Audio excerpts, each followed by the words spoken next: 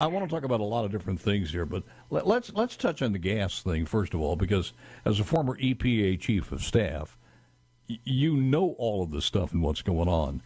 Tell me what you know about this story out there that the president is allowing the shipment of some of our oil reserves to be sold to China.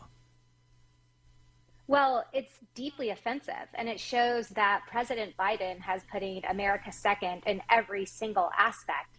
And let's just talk about the release of the Strategic Petroleum Reserve. That wasn't a real solution to what is actually going on with regard to gas prices. And the fact that some of it ends up in a place like China, again, is just deeply offensive to the very real harm all American families, and when going to the gas station, filling up and seeing triple digit numbers on the other end of the gas nozzle, that is very real financial pain. And the president is offering up gimmicks and not real solutions to the fact that from day one, he has prioritized his green energy agenda over our energy independence, which has put us in a state of energy vulnerability. And we are subject and having to deal with international price influences, whereas the price goes up. And he's also at the same time making it so much harder to develop the resources upon which we are abundantly blessed. So the big picture is this is a continuation of Biden prioritize his green energy agenda instead of unleashing American U.S. oil and gas. That is good for the economy. It's good for American families. And it's also importantly good for our national security. Did you see how many barrels we're talking about? Because I didn't see a number on that. As far as I read an article from the oil reserves. I read this morning that there were estimates of about 5 million barrels that ended up in 3 tankers that went over to Europe and Asia. It was a Reuters article. So I think that's about the amount. But what specifically came from the Strategic Petroleum Reserve or elsewhere, that was not delineated in the article. But again, the fact that some of it is going over there while Americans are just dealing with the consequences of his domestic energy agenda is beyond offensive.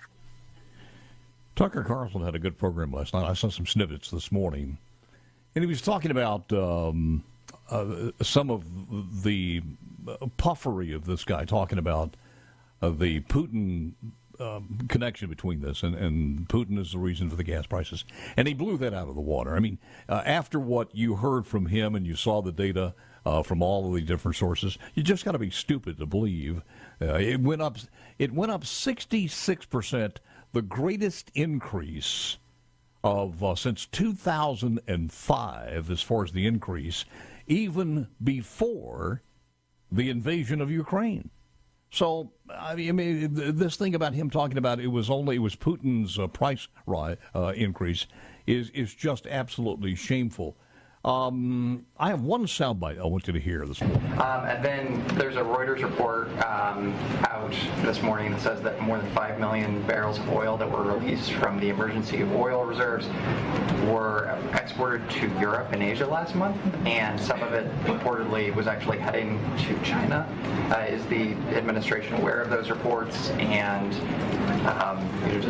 does the president mind that some of this oil that was meant to ease pain for consumers is headed overseas?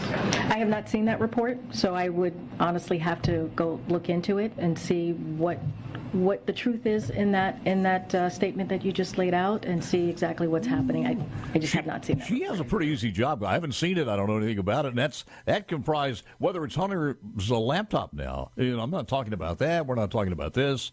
So, and there's a lot of chaos too with this communication team. And it is not getting better at all. Any other news since the last time we had you on as far as where we are, as far as the energy sector that you want to mention?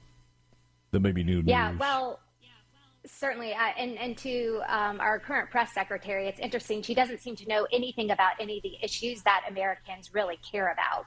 And a lot of that has to do with the bad policies her boss is implementing that's causing so much harm. But with regard to the energy sector, look, it's still reeling from the fact that from day one in this administration, they have made it harder to produce, and they've also sent signals to the market that they are going to go out of their way to shut the industry down. So that's why gas prices continue to stay high, and there's no real relief coming down the pike because President continues to prioritize his green energy agenda, despite the fact that Americans are dealing with high gas prices, inflation, high grocery prices, and I could go on and on and on with the problems caused by his bad energy policies. Yeah. And I will say this, Paul, the industry has put out a 10-point plan of actions the president could take today, but he's yet to show any real interest in taking those actions to provide relief. Were you a little bit taken aback by what happened on Friday, at the end of the day on Friday, where he actually took more area off limits on the Gulf Coast and some other places? He actually took more off, so you can't keep doing that. We'll talk more, and I also want to talk about the trigger law with Mandy G. When we return, it is a Thursday. I can see Friday from the back porch. Back with more coming up next. Be a good idea. Mandy G is with us, former EPA chief of staff, and also fill-in talk show host every once in a while, and about ready to get you back on here. Joe Biden asked for this by choosing to run for president, kind of like a quarterback who was mediocre at best in college, and then talk the big stuff in the NFL that he could do this and that, and coach gives him a chance and he screws it up. But we have confirmation now that Joe Biden sucks. Always has. He is the Colin Kaepernick and the Ryan Leaf of politics. But over 70% of voters do not want this guy to run again. Over 70%. And he says he's running again. As a matter of fact, Kamala Harris is on record as actually saying, and I'm going to be his running mate. So, and I have that soundbite.